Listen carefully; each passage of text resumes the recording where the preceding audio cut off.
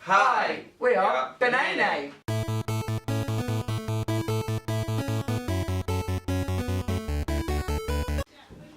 It's been a little while since we've been able to kind of shoot an episode or anything, and you're probably noticing there's a bit of a difference today. I've had my hair cut, and I look amazing. Thank you. Yeah, we want to introduce you to our good friend Tom. This week is National HIV Week, and as part of that we wanted to do something that we wouldn't necessarily usually do, which is like kind of get a little bit serious, because Nathan's been really busy climbing Mount Kilimanjaro. Yeah. Just got back. He did it in record time, and I mean he was texting me the entire time. His service was while amazing. I was climbing, sending selfies. It was amazing, honestly. You do not get Wi-Fi like that anywhere. I think it's because he was literally directly in the cloud that he was able to do it. There's like mist around me at all times. I was glowing. His skin, since coming back, honestly, I'm jealous. I've had a few health issues over the past couple of weeks. I actually had a seizure and we're not entirely sure why. So for the time being, I've not been able to drive or anything, which has been a major pain in the backside. I got promoted at work, so I had to move to a different store to do my job and such, which I'm really loving at the moment as well. So it's been a really busy couple of weeks, so we apologise for not shooting since Halloween. Oh God, yeah, because obviously when we unveiled our costumes, I mean some of us look better than others because once again we put more effort in than others, because short shorts are a costume. I got more compliments than you did. So. From drunk people. Score! There's still people, they still count. Misleading information for our viewers, right? My ears are wonky. What? I thought it was just your eyes. I was focused too much on your wonky eye. Like, No, it's because I'm looking straight at you, so my eye just went, nah, fuck that. Sorry. I thought maybe your brain, like your head was doing this to overcompensate, to like try and balance it like an 8 ball sort of thing. Great, I get dealt the fucking wonky eye card and the HIV card. Fantastic. I can't help myself. I've noticed your wonky ears. You're so gross. I can't wear sunglasses. Which one is it? What can we make back? So what do you like to do outside of work? Yeah, I don't know. I used to exercise quite a bit. I like playing video games, I read quite a bit. It shows that it was a used to, doesn't it? Yeah. Straight skinny but gay fat. No, this isn't like that, but... None of it ever goes on my legs, though. Right? I've got 2 legs. Fuck off. Ugh. No, look how in proportion I am. Fuck you. Look at me. I'm well built and kind of stocky. Yay! Yeah, I mostly socialise with you guys, so you know what I do. Just so lucky. I know, right? What's your favourite sport? It's a trick question. All of them. They don't. No, they for do. that reason. I like watching the Olympics. I like. Sorry, I just went on the track of Tom Daly just there. I'm really sorry. I don't find him very attractive. Yeah, I don't get to. I know you'd wife him, but I don't. He looks. Wife him so hard. And this is coming from me. He looks 12. Nice. Yeah. No, he I just look- looks a bit boring. What is it with he'd you? be nice to you in the bedroom. You wouldn't just like Oh, fuck that. No. like, Oh, pat your God. hair. there. Respect, I don't want that. What No, quote were you talking about? the pot, you know, there's a phrase, pot kettle black. Like, you know, when you're like saying something, you're basically contradicting yourself because you do that. Yeah, Sort of thing. But I adapted it to pot kettle twat because it was more offensive, and I love that. And I said it. No, you didn't. I never said heard it. you. I took it from online, so... And then I said it. So Eva, you still took it. Quote me. Then you took it from me. I didn't. I came up with it. I get this a lot because I'm brilliant. People think I'm stealing things, but I'm great. Pet peeve, arrogance. It's not arrogance when it's true. Fine life, confidence, arrogance. Anyway, Moving swiftly on. swiftly forward. Taylor Swift. That's how we got a little The bit. conversation started here and finished about here. They always do. We always go on a tangent, don't we? So, tell us about where you're at right now in your life? In terms of personal or medical? Everything. Tell us everything. Both, because Okay. obviously they go hand in hand. So So, I actually started a blog off the back of my diagnosis, which is Tom's Ramblings on WordPress. There was a post done today about the transition between being diagnosed and where I'm at the moment. So, it's amazing the sense of clarity that something like that, something life-altering can give to you. You start thinking, why am I in a job that I hate? Why am I doing this? Why am I doing this? So off the back of that, I started to kind of do a few more things for myself. So I bought myself a motorbike, crashed it on day one, but I bought it. Thanks. Yeah, all about the good things. He crashed. Yay! oh, you're fine. Oh, I face planted like a pro. But yeah, so bought myself a motorbike. Just recently changed jobs, stealing his thunder. So now I've moved from a job which I didn't really get on with, working with medical claims on the phones, and now I'm sort of like an accounts manager for a corporation, which is daunting. But yeah, it's just one of those things. You start to take more chances, I think. Grab life by the horns. Perspective is a wonderful thing. So, how did you feel when you were first diagnosed? Do you ever have that moment where you're walking upstairs in the middle of the night and you think there's an extra step, Yeah. and you put all of your weight on that step, and then you fall, and you have that horrible, sickening feeling of just fuck, and you can't. You think you just think you're gonna fall flat on your face. Yeah, I know we do. I had that for days. Oh my god, that's actually made me really cheer. I've never heard you put it like that. Yeah. It wasn't such a big shock because the guy that I was seeing unfortunately didn't tell me that he had it until a couple of months in.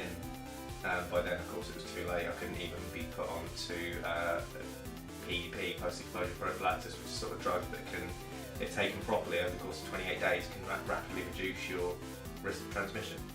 So it's too late for me for that. But I did some research because I panicked like hell. Got signed off work for 2 weeks, did my research, learned a little bit more about it, and slowly came to terms with what was going on. But even still, being sat there, and that it was only a 30-minute appointment where they basically told me what was going to happen. So regular blood tests, your immune system's going to go down the pan. That I started to finally comprehend what it meant, and it sucked. So, how have people as a whole been towards you since you've kind of like come up with your status, as it were? Well, again, on this blog, the reason I started this is because people were actually talking about it at work. Somebody in a trusted position started talking about it to people who really shouldn't have known, so just colleagues, staff. So I decided to make it public. Thought it would be an opportunity to kind of talk about it in a little bit more of an open way. One of the phrases I like to use is that it shouldn't be had in a hushed conversation. You should be able to talk about this with your mum, your brother, your sister, or Mr. or Mrs. Saturday Night. So it should be something that's open. People don't take it seriously because it's such a hush-hush conversation, and I think it was wrong. So by and large, the reception's been really positive. But of course, off the back of that, not everyone's going to respond in kind. You've got people who do look at things a little bit 1980s-esque, where it was a death sentence. One of the girls at work actually complained about me coming back to the building because they were afraid of catching it off the door handles. Can you remember the headspace that you were in before you kind of were diagnosed? You like what your kind of relationship was, or what you kind of thought of it being not connected to it, and then like, because you said you did your research. Basically, what was like the misnomers of the kind of what people kind of making mistakes about? Kind of like It's more transmission and testing, to be honest. Yeah. And of course, people brand it as a gay disease, but it's not. HIV does not discriminate. So, with it being National HIV Testing Week, if you're male, female, gay, straight, bisexual, trans, or any kind of amalgamation in between, get yourself tested. That is the biggest thing that I found. As well as that, the biggest theme of going through it and listening to other people's stories was that they all went through it alone. And it's purely because they can't talk about it. Yeah.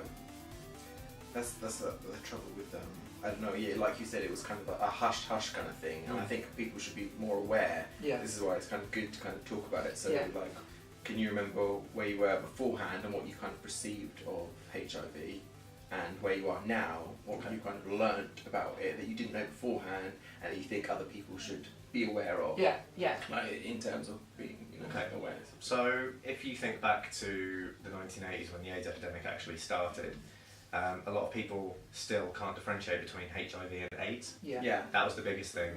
My mum, bless her, when I told her, instantly just burst into tears because she thought I had AIDS and was going to die. And that was the biggest crunch. I think that hurt more than the diagnosis actually.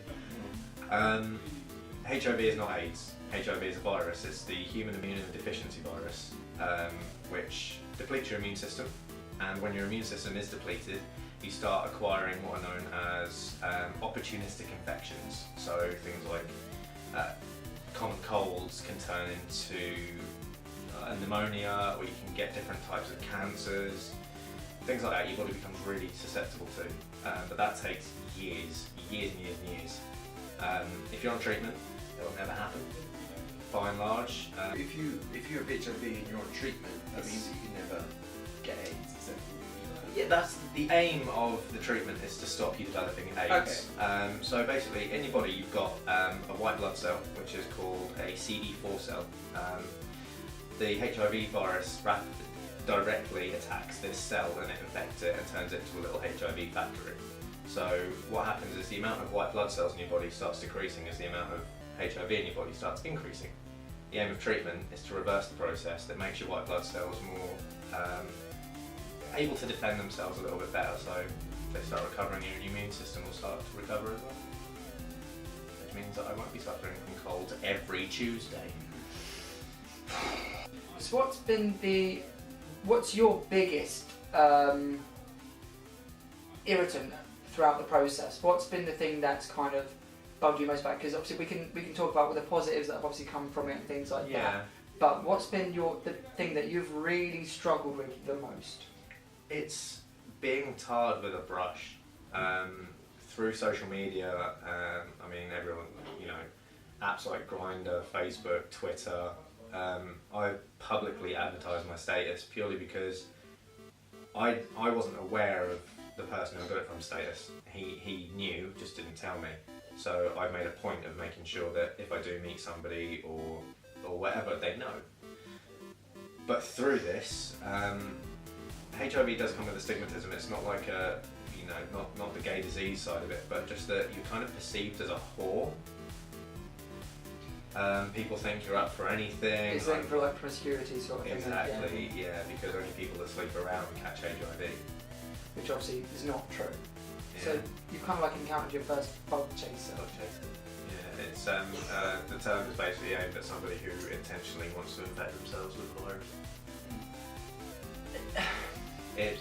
I did have a talk with somebody online about it, and his view, because I'm happy to talk to people about it in a capacity, but his view was that if he caught it, what was the worst that could happen if he was really promiscuous?